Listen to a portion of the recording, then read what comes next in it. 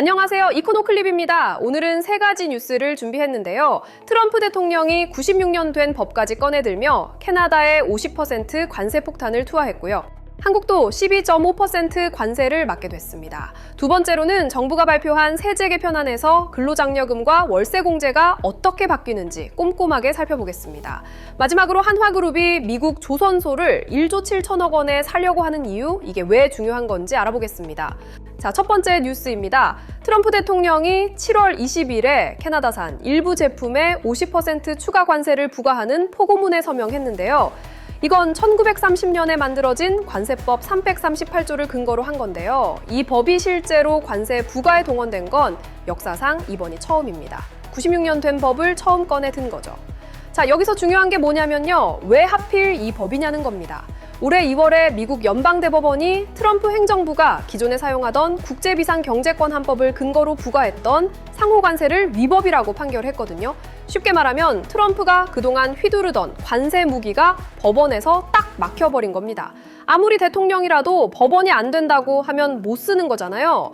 그래서 대안으로 무역법 122조를 꺼내들어 전 세계 10% 글로벌 관세를 부과해집는데요. 이게 최장 150일밖에 못 씁니다. 150일이면 대략 5달 정도인데요. 7월 24일이 딱 만료 시한이었어요. 그래서 만료 하루 전에 또 다른 법인 무역법 301조를 가져온 거죠. 쉽게 비유하자면 칼이 하나 부러지니까 다른 칼을 꺼내고요. 그것도 기한이 다 되니까 또 새로운 칼을 꺼내는 식인 거예요. 법적 근거를 계속 바꿔가면서 관세를 유지하겠다는 의지인 겁니다. 이자 대상 품목을 보면요. 와인, 하키스틱, 시멘트, 유제품, 수영장, 가구, 낚싯대, 종자, 의류, 가발 같은 것들입니다. 에너지와 핵심 광물은 빠졌고요. 자동차랑 철강은 이미 별도 관세가 붙어 있어서 제외됐습니다. 관세법 338조에는 포고문 발표 후 최소 30일이 지나야 관세를 발효할 수 있다는 규정이 있는데요. 7월 20일 서명에서 8월 19일 발효까지의 기간이 바로 이 법정 유예 기간을 반영한 겁니다. 8월 19일 오전 0시 1분, 한국 시간으로 오후 1시 1분부터 적용됩니다. 백악관이 내세운 근거를 보면요. 캐나다의 미국산 자동차 수입이 2025년 4월부터 2026년 3월까지 203억 달러로요. 전년 동기 259억 달러보다 22%나 감소했다는 겁니다. 한 하루 치면 38조 원에서 30조 원으로 8조 원이 줄어든 거예요. 미국산 주류 수입은 무려 81%가 줄었다고 해요.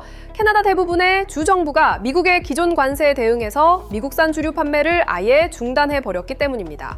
반면에 캐나다가 멕시코산 자동차 수입은 같은 기간 23.6% 늘렸고요. 일본이나 한국, 독일산 수입도 10%에서 13.5% 늘었다는 거죠. 캐나다의 미국 외 국가산 자동차 수입이 약 28억 5천만 달러, 한화로 4조 2천억 원이나 증가했는데요. 이 중 멕시코산이 20억 달러로 대부분을 차지했습니다. 미국 것은 안 사면서 다른 나라 것은 더 사고 있다는 논리인 거죠. 자, 여기서 한국 이야기를 안 할 수가 없는데요. 미국 무역대표부는 7월 23일에 강제노동으로 생산된 제품의 수입이 미국 산업에 피해를 준다는 판단으로 무역법 301조를 근거로 60개국의 10%에서 12.5%의 관세를 최종 확정했습니다. 한국은 일본, 유럽연합과 함께 사실상 최고 수준인 12.5%를 적용받게 됐습니다. 강제노동 관세라는 게 좀 생소하실 수 있는데요. 미국이 전 세계적으로 강제노동으로 만들어진 부품이나 원재료가 글로벌 공급망에 섞여 들어온다고 보는 거예요. 그래서 이걸 수입하는 나라들한테 관세를 물리겠다는 논리입니다.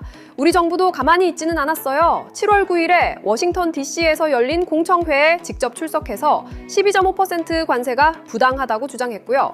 한국무역협회도 의견서를 제출해서 근거가 부족하니 재고해야 하고 불가피하다면 최소한 10%로 낮춰달라고 요청했습니다. 하지만 결국 최종안에서는 12.5%가 그대로 확정됐습니다. 다행히 한국은 지난해 7월에 3,500억 달러 한화로 약 517조 원 규모의 대미 투자를 조건으로 상호 관세를 25%에서 15%로 낮추는 무역 합의를 체결했거든요. 이 합의에서 1,500억 달러 한화로 약 222조 원은 조선협력에 배정됐습니다. 미국 무역대표부의 그리어 대표도 이 합의상의 15% 상한을 존중하겠다고 공개적으로 밝힌 바가 있습니다. 하지만 강제노동 관세 12.5%의 과잉생산 관세까지 추가되면 15% 상한을 어떤 식으로 유지할지는 아직 미지수입니다. 이게 우리 생활에 어떤 영향을 주냐면요. 관세가 올라가면 결국 수출 기업들의 가격 경쟁력이 떨어지는 거죠. 같은 제품을 미국에 팔더라도 관세만큼 가격이 올라가니까 소비자가 다른 나라 제품을 선택할 수 있는 거예요. 우리나라 수출에서 미국이 차지하는 비중이 점점 커지고 있는 상황에서 이건 상당히 부담이 되는 겁니다. 특히 자동차나 가전 같은 주력 수출 품목에 직접적인 타격이 올 수 있고요. 기업들이 수익성이 나빠지면 고용이나 투자도 줄어들 수 있으니까요. 결국 우리 경제 전체에 영향을 미치게 되는 구조입니다. 전망을 보면요. 8월 19일 캐나다 관세 발효와 함께 글로벌 무역 환경이 한 단계 더 불확실해질 것으로 보입니다. 한국은 8월 23일 워싱턴에서 한미조선협력센터 개소식이 예정되어 있어서요. 이 자리가 추가 관세 완화를 위한 협상 기회가 될 수도 있습니다. 결국 핵심은 15% 상한선이 지켜지느냐인데요. 이 부분은 계속 지켜봐야 할 것 같습니다.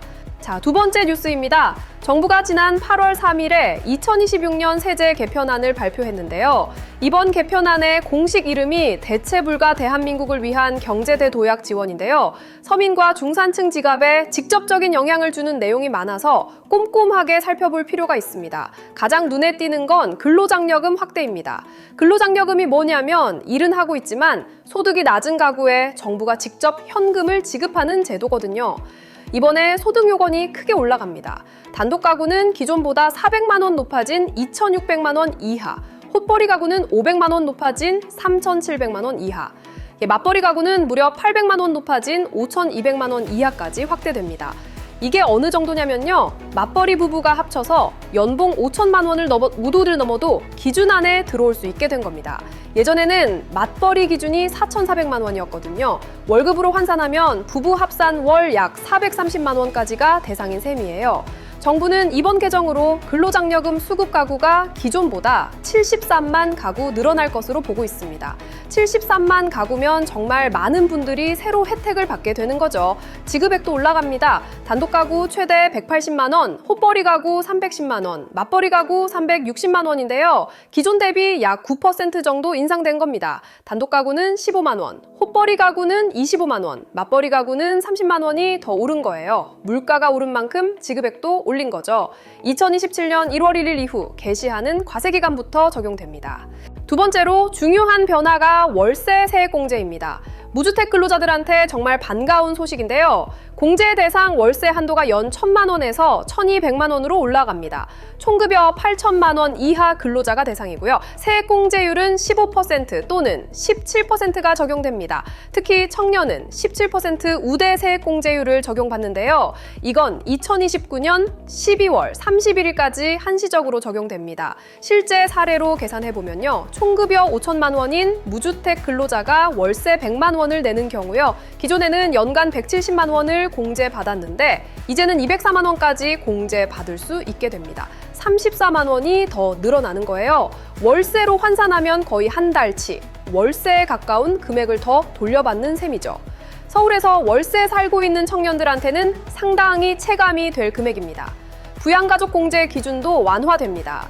기존에는 배우자나 부양가족의 소득 금액이 100만 원 이하여야 기본 공제를 받을 수 있었는데요. 이게 300만 원 이하로 올라갑니다. 근로소득만 있는 경우에는 총급여 500만 원에서 750만 원으로 기준이 높아져요. 배우자가 월 50만 원, 연간 600만 원 정도 파트타임 근로소득이 있어도 기본 공제를 받을 수 있게 된 겁니다. 맞벌이인데 한쪽이 소득이 적은 가구에게는 꽤 의미 있는 변화예요. 자영업자한테도 변화가 있습니다. 배달라이더 같은 인정용역 사업소득의 원천징수세율이 3%에서 2%로 낮아지고요. 음식점업의 부가가치세, 의제매입세액공제, 우대 적용 기한이 2028년까지 연장됩니다.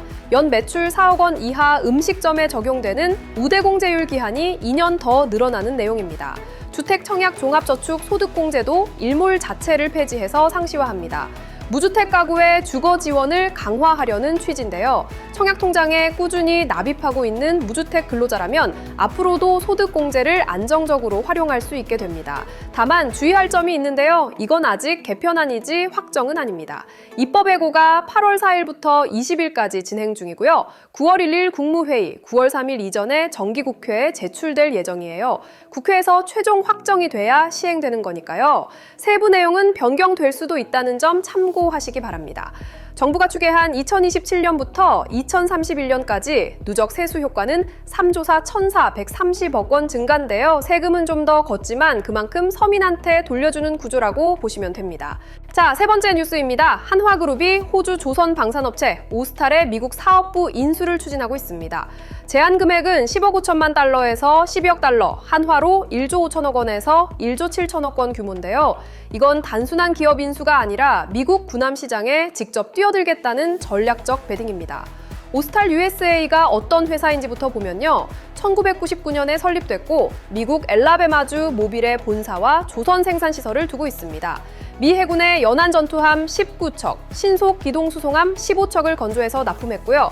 지금까지 인도한 미 해군 군함이 총 34척입니다. 연안 경비함, 상륙 용주정, 예인 구조인 양함도 생산하고 있고요. 특히 미국 핵잠수함 건조업체인 제너럴 다이내믹스 일렉트릭 보트와 2024년에 핵추진 잠수함, 모듈 생산시설 구축 계약까지 체결한 상태입니다. 미국의 가장 민감한 해군 프로그램에 참여할 수 있는 자격을 가진 회사라는 뜻이죠. 쉽게 비유하자면요. 미국 해군이라는 거대한 레스토랑에 식재료를 납품하는 핵심 공급 업체를 통째로 사는 거예요. 이미 주방에 들어가서 일하고 있는 업체를 인수하면요. 새로 문을 두드리고 심사받고 하는 것보다 훨씬 빠르게 자리를 잡을 수 있는 거죠. 한화가 이 인수를 추진하는 배경을 보면요. 한화는 이미 필리핀의 한화필리조선소를 운영하고 있고요. 오스탈 본사 지분 19.9%를 확보해서 최대 주주에 올라선 상태입니다. 원래 2024년에 오스탈 본사 전체를 인수하려 하지 않는데 경영진과 이견으로 무산됐거든요. 이번에는 전략을 바꿔서 실질적으로 필요한 미국 사업부만 떼어내서 인수하겠다는 겁니다. 호주, 필리핀, 베트남 사업은 제외하고요. 규제 부담을 줄이면서도 핵심을 가져가겠다는 실리적 접근이죠. 이번 인수가 성사되면 한화는 미국 동부 필리조선소에 이어 남부 엘라베마까지 두 군데 생산 거점을 확보하게 됩니다. 한미 조선 협력 프로젝트인 마스가에서의 입지도 크게 강화되고요. 지난해 한미 무역 합의에서 3,500억 달러 대미 투자 중 1,500억 달러, 한화로 약 222조 원이 조선 협력에 배정됐거든요. 미국도 자국 조선업 재건이 절실한 상황이라 이런 투자를 환영하는 분위기입니다. 물론 리스크도 있습니다. 오스탈 USA가 미 국방부와 맺은 기존 계약에서 올해 약 1억 7,500만 달러, 한화로 약 2,500억 원의 비현금성 영업 손실이 예상됩니다. 이걸 한화가 떠안아야 하는 거죠. 또 미국 외국인투자심의위원회인 CFIUS 승인, 국방방첩부 안국 승인, 기업 결합 심사 같은 규제 절차도 거쳐야 합니다. SK증권은 한화필리조선소와 오스탈 USA의 시너지 효과를 기대할 수 있다고 분석했는데요. 미국 조선업 재건에 기여하면서 미국 존슨법 적용을 받는 다수의 상선과 함정 수주, 물량 확보가 가능할 것이라고 봤습니다. 존슨법이라는 건 미국 내 항구간 운항하는 선박은 미국에서 건조해야 한다는 법인데요. 미국에 조선소를 가지고 있어야만 이 시장에 들어갈 수 있는 거예요. 오늘 세 가지 뉴스를 정리해보면요. 트럼프의 관세 폭풍 속에서 한국 기업들은 위기와 기회를 동시에 마주하고 있습니다. 관세 장벽은 높아지고 있지만 세제 개편으로 서민 부담은 줄어들고요. 한화처럼 미국 시장에 직접 거점을 마련하는 전략적 투자도 나오고 있는 거죠. 변화하는 글로벌 경제 환경에서 우리가 어떤 선택을 하느냐가 중요해지는 시점입니다. 오늘도 이코노클립과 함께 해주셔서 감사합니다.